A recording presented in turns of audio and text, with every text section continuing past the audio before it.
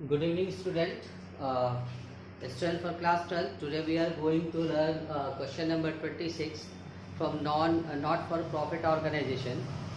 Student, I have mentioned here the question first.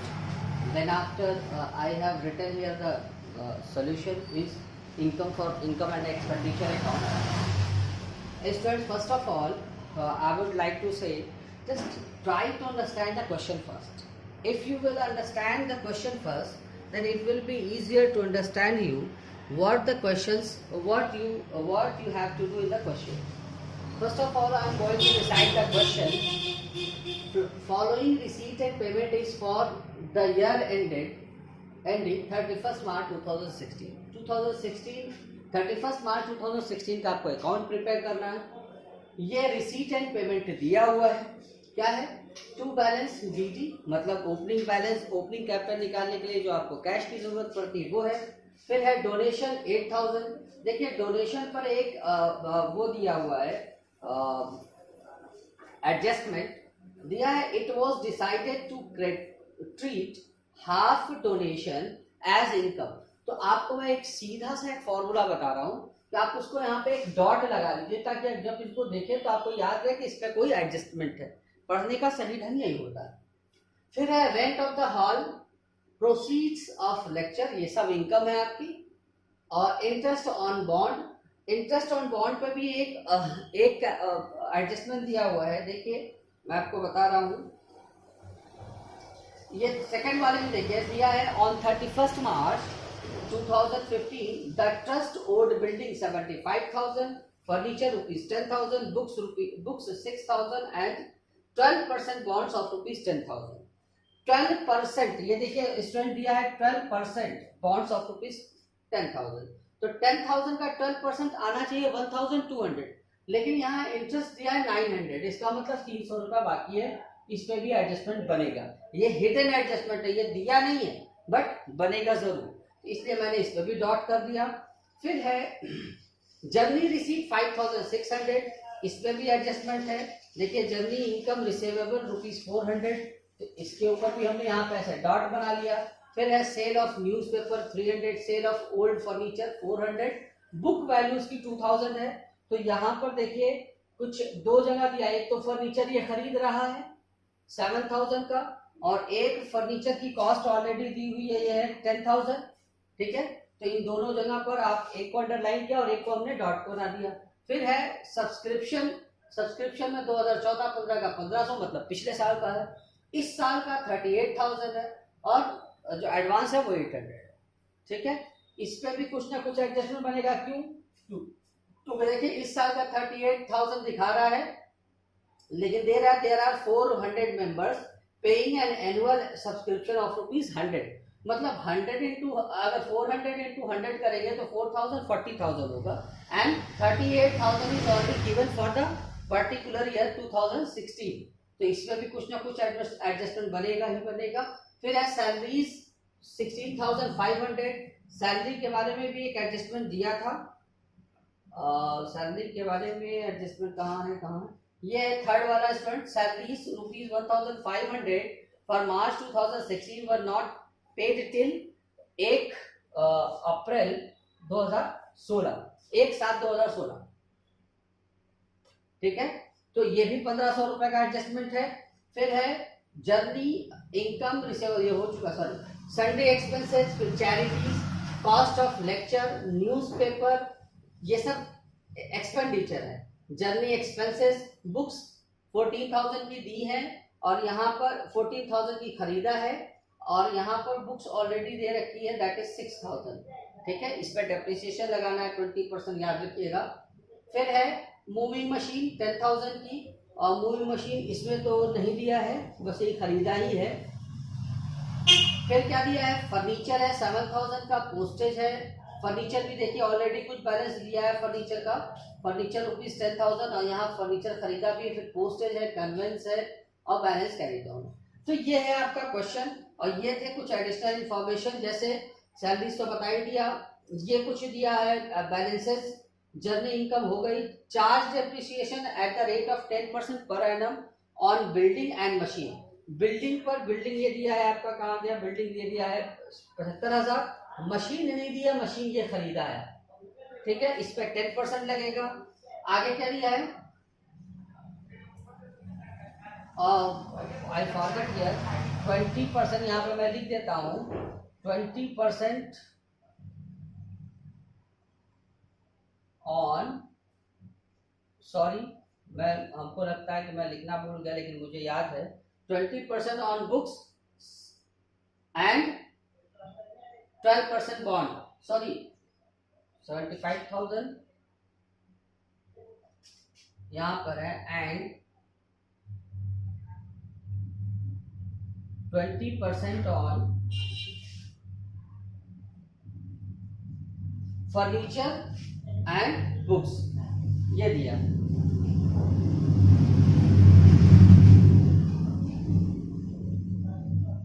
ठीक है student, फिर आइए देखिए नीचे दिया है charge appreciation at the rate of 10% per annum on building and machine and 20% on per annum on the closing balance of furniture and books ना। फिर है it was decided to treat half donation as income, तो donation का half income में चला जाएगा। अब चलिए क्वेश्चन की तरफ देखते हैं। सबसे पहले ये एक्सपेंडिचर है, एक्सपेंडिचर में देखिए सबसे पहले सैलरीज है, सैलरीज के पास मैंने यहाँ पे डॉट बनाया है, इसका मतलब सैलरीज पर कोई एडजस्टमेंट है। सैलरीज पर क्या है, salaries ₹1,500 for March 2016 were not paid, तो 16,500 में 1,500 ऐड कर देंगे तो चला गया हमारा 18,000, इस साल का एक्सपेंडिचर है। देखिए ये आउटस्टैंडिंग सैलरीज को क्यों ऐड किया, क्योंकि आउटस्टैंडिंग सैलरी इसी साल की मेरी, हमारे इसी साल का एक्सपेंस माना जाएगा, भले ही हमने नहीं दिया है। फिर है salary expenses 1,000 as it is चला जाएगा, चैरिटीज 1,500 एज इट इज चला जाएगा, कॉस्ट ऑफ लेक्चर ये भी एक खर्चा है 3,000 एज इट इज चला जाएगा, cost newspaper 3,800 as it is चला जाएगा, journey expenses 4,400 as it is चला जाएगा। फिर है ये पोस्टेज और कन्वेंस 400 और 800, पोस्टेज 400 कन्वेंस 800 चला गया। ठीक है, अब क्या करना है,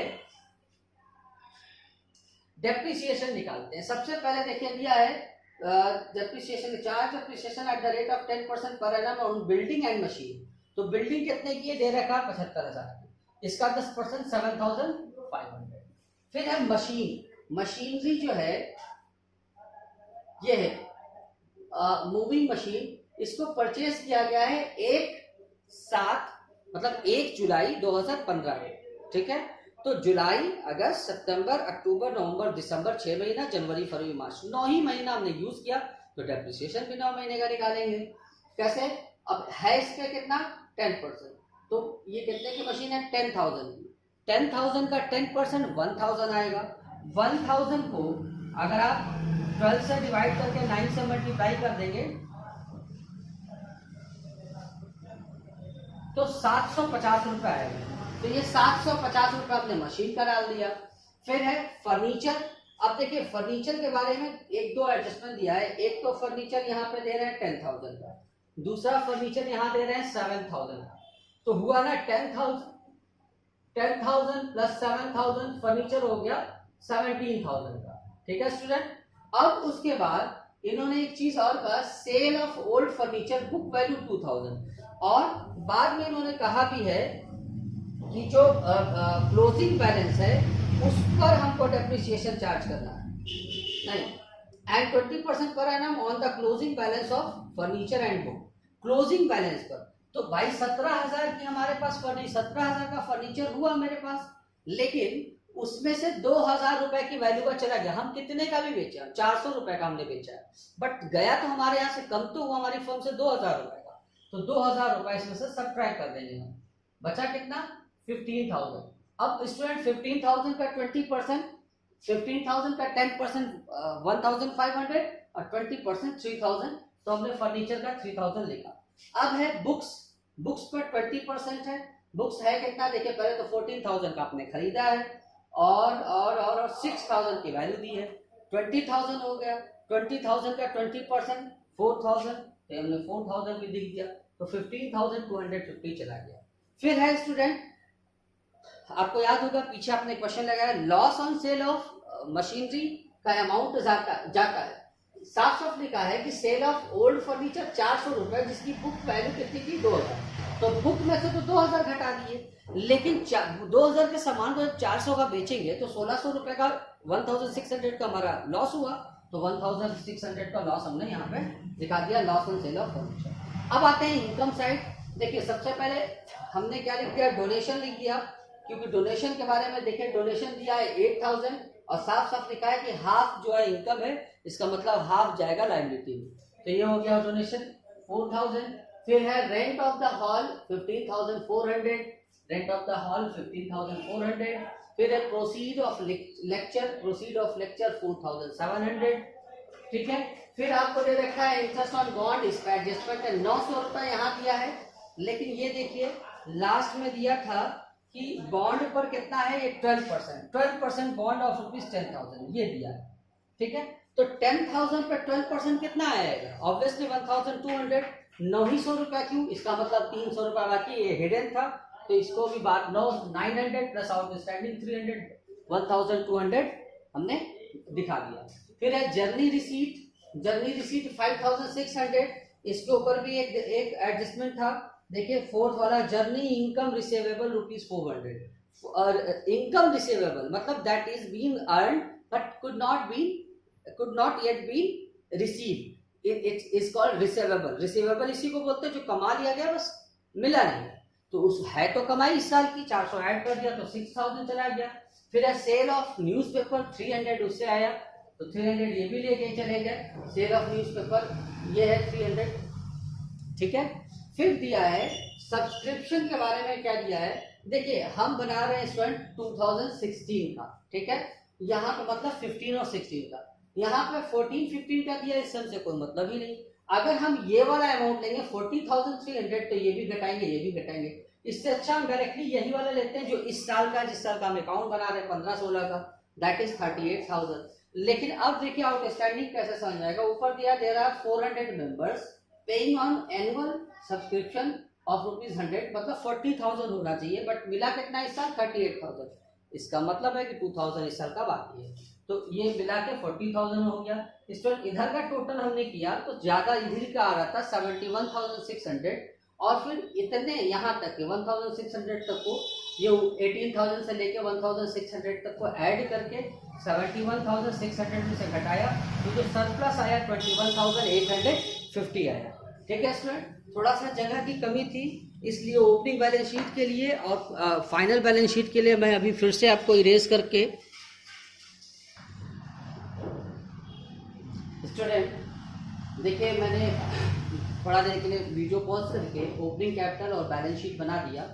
देखिए ओपनिंग कैपिटल में सबसे पहले जाएगा जो इधर का जो ओपनिंग जो बैलेंस ब्रॉट डाउन दिया रहता है कैश का, मतलब पिछले साल का कैश होता है ये, इसलिए जाता है। और ओपनिंग कैपिटल का मतलब पिछले साल के जो एसेट्स के अमाउंट दिए होते हैं उस हिसाब से हमें कैपिटल का अमाउंट निकालना होता है न्यू बैलेंस शीट के। तो 7,200 वो वाला गया। फिर दिया है बिल्डिंग, ऑलरेडी दिया है सब पिछले साल की। देखिए ओपनिंग कैपिटल में वही एसेट्स जाते हैं जो पिछले साल के, और जो खरीदे गए हैं वो इस साल वाले में जाते हैं, पिछले वाले भी जाते हैं, जो खरीदे गए हैं वो भी शामिल कर लिए जाते हैं। तो कैश के बाद बिल्डिंग दिया है 75,000, ये चला गया। फिर फर्नीचर दिया है, देखिए यहाँ 10,000, इसी में फर्नीचर 10,000 ये चला गया। बुक्स दी है 6,000, ये चले गए। बॉन्ड्स दिया है 10,000, ये चले गए, ठीक है। फिर पिछले साल का आउटस्टैंडिंग सब्सक्रिप्शन मेरे लिए एसेट्स ही बनता है, वो चला गया, बस इतना ही अमाउंट है। और लायबिलिटी साइड में तो कोई अमाउंट ही नहीं लिया, ठीक है। तो पूरा का पूरा इधर का टोटल किया तो 1,09,700 आया, और यही हो गया ओपनिंग कैपिटल। तो अब जब नई बैलेंस शीट इस साल की बनाते हैं तो ओपनिंग कैपिटल, और देखिए इसीलिए मैंने सरप्लस का अमाउंट लिख लिया था क्योंकि इनकम और एक्सपेंडिचर इरेज करने जा रहे थे। तो 1,09,700 में 21,850 जो कि सरप्लस आया था उसको ऐड किया तो 1,31,550 आया। फिर स्टूडेंट एडवांस सब्सक्रिप्शन देखिए 16-17 के लिए दिया है ना 800, तो एडवांस सब्सक्रिप्शन यहाँ चला जाएगा 800। फिर है आउटस्टैंडिंग सैलरी ये दिया है, ये जो सैलरी है 1,500। तो इस साल आपने आउटस्टैंडिंग सैलरी को उसमें जोड़ा भी एक्सपेंडिचर में, और इधर जाएगी भी 1,500, तो आप लेके चले गए। फिर क्या है फिर डोनेशन आपके लिए आधा तो चला गया था इनकम में, आधा आ जाएगा लाइबिलिटी में। इधर का टोटल किया तो 1,37,850। अब देखिए एसेट साइड का क्या है, एसेट साइड में कैश ये वाला जाएगा 20,400 ये होगा, गलती से लिख दिया है,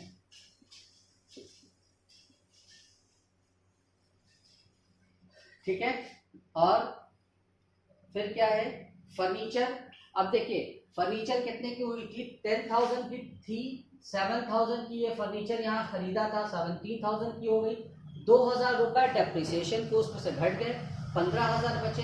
15 अरे डेप्रिसिएशन के नहीं सेल किए थे वो घट गए, 15,000 बचे। 15,000 पर 20% के हिसाब से डेप्रिसिएशन घटाया था हमने, तो 3,000 घट के 12,000 का बचा। वही हाल बुक्स की थी, 14,000 रुपये 6,000 रुपये की थी और 14,000 की खरीदा 20,000, उस पर भी 20% निकाला तो 20,000 का 20% 4,000, तो घटाने के बाद 6,000 लिखा।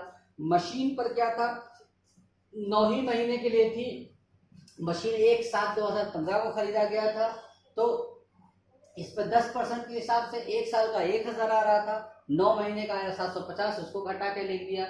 बिल्डिंग 75,000 का था, उस पर 10% के हिसाब से 7,500 घटाया, 67,500 लिख दिया। फिर है बॉन्ड्स। देखिए बॉन्ड्स में एक चीज ये था कि ये 12% बॉन्ड्स है और ये 10,000 का, 12% का मतलब इसका 12% आएगा 1,200, लेकिन बॉन्ड्स का इंटरेस्ट ऑन बॉन्ड लिया था 900, इसका मतलब 300 बाकी है, तो ये 300 एडजस्टमेंट के जैसे ट्रीट किया जाएगा। और किसी भी एडजस्टमेंट की 2 जगह एंट्री होती है, तो एक तो इनकम में जोड़े ही जोड़े, यहाँ पे भी जोड़ के लिखना पड़ेगा। 10,300 जर्नी रिसीवेबल एडजस्टमेंट में दिया, तो इधर इनकम की तरफ जोड़े और 400 रुपये यहाँ पे भी लिख दिए, इधर का भी टोटल किए तो 1,37,400 सॉरी 1,37,850 आया। आई होप स्टूडेंट कि आपको समझ में आया होगा, मैंने अपनी तरफ से कोशिश कर ली। अगर आपको नहीं समझ में आता तो आप कुछ भी पूछ सकते हैं। Thank you.